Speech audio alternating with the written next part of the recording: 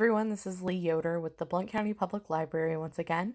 I hope you're having a good day and staying healthy. Today we are going to talk about how to get started in the Blount County Public Library app that was just launched. So you'll start by going to your app store and searching our name. And it's this one up top here. Now it looks like this and you'll click install, but of course I already have it installed, so I'm going to click open.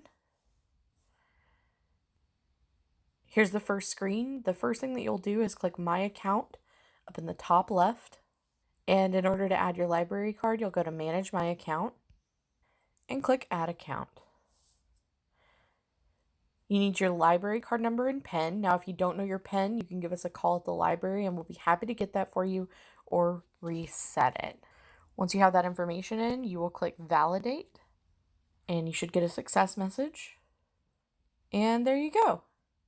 Some of the cool stuff that you can do, you can see what's going on at the library by clicking what's happening. You can search for materials in the catalog. You can enter any keyword that you want. Works the same way as our website.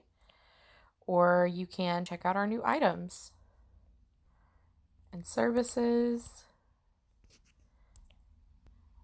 And I will create separate videos on those things.